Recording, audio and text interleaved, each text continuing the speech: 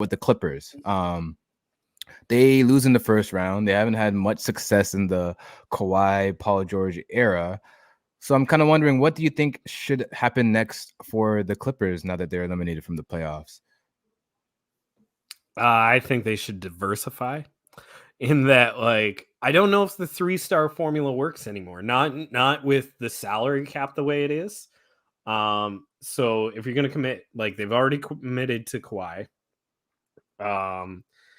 and I think you got to choose one of Harden or Paul George. And if one of them wants to go somewhere else, by the sounds of it, Paul George might be entertaining that idea.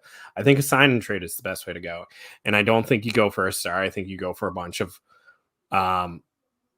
B-level stars. If you can get, like, you want good players back, but you're looking for good players in their role, and you're looking for balance on your team.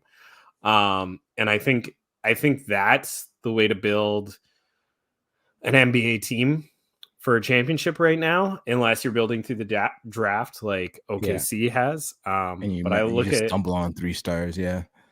I look at like the Timberwolves, and I've been thinking like all year, like, oh, they need more guys who can like put the ball in the basket. And Towns and Anthony Edwards are doing just fine. Yeah. Just fine together. Yeah, And they're figuring out. Yeah. Yeah. So, maybe it's 2 really good players and, bunch of supporting guys around them, right? Yeah, I think that's kind of the route you have to go these days. Like, it is extremely tough to have like that 3-star formula work. Like, it hasn't really been since like the Warriors kind of made it work, and you have the big 3. But ever since the Heat big 3, but ever since then, it's been kind of just a struggle for these teams. You had Brooklyn, you had the Sixers putting together some stars quickly together. We recently had the Suns, and all of them kind of just flame out. Same thing with the Clippers, flaming out. Because if those guys aren't right, like in this series, Kawhi's not playing, and that's been a case for many series. Kawhi not playing. 2019 Raptors, woo! Yeah. When that's the case, it makes it very difficult to win series when you have so much of your salary cap allocated to 1 or 2 to just 3 players and a full team. So they do have some options this summer, and I'm just curious what you think on which way they'll go with some of these players. So first, we'll look at Westbrook, who has a player option, but I have a feeling he's going to decline it because it's only for $4 million, and he'll enter free agency and look for a new contract. Do you think he stays with the Clippers, or do you think he's going to move on to greener pastures elsewhere? I certainly think he's going to entertain offers. Like, I think that's the smart thing for him to do. I think Westbrook is such an ideal 6-man at this point in his career. Like, he's a 1-man offense, right? Like he can kind of do it all with just a bunch of guys around him. So you put him in the second unit, you let him just be the king of the second unit, and he's gonna make those minutes work, right? But he doesn't have to close games. He's not the guy taking the last shot in the game, And I think he's gonna be desired by a lot of teams. I think he's certainly gonna get more than $4 million.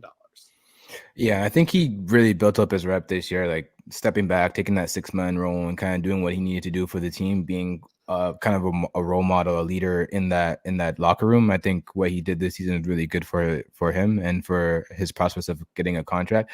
I think he's someone that I think the Clippers should just retain, like whatever it is to keep him. They should kind of just do it, because getting guards who can run on offense is not always the easiest on the backup side. So I think he's someone that they should keep. They also have. So I think the big question here is they have Harden and Paul George. Paul George looks like he's entering free agency. They've chance of report that they've offered him multiple contracts underneath the maximum that he's declined. He's looking for that max offer with, there's another team out there, the Sixers, who are looking to add a wing and looking like they're willing to pay that max money for him.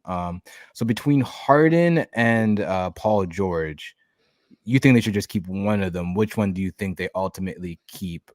Harden, they could probably keep for less money than they can Paul George, just because of how they've been recently. But both of them kind of flamed out in the first round there. Like, they didn't have too much of a promising playoff series. So which one do you think they stick with, or do you think they stick with both? I think they try to retain both. Like Steve Ballmer is the richest owner in the NBA. It's said many times. Um, so he'll try and retain everybody, but I think at this point, like I think Paul George just sees too many opportunities elsewhere. I think ultimately they retain Harden because Paul George asks to go elsewhere. Um, you can envision George on the Knicks, the Sixers, the Magic. Um, there's a lot of places where he'd look really good. He'd Yeah. look really Well, good. And he doesn't have to be the guy. I mean, he's not the guy in the Clippers. That's supposed to be Kawhi. And when Kawhi plays, he's the guy. But yeah, I just think there's too many good options for Paul George.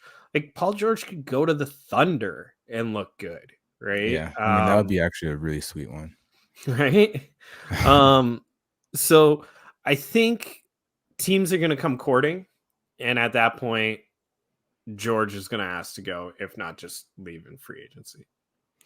Yeah, and the loudest one there is the Sixers. What do you think of that fit there? 'Cause I think that's exactly like it makes sense to me why Morey is kind of putting out these signals that he wants a wing, a two-way wing that can perform in the playoffs.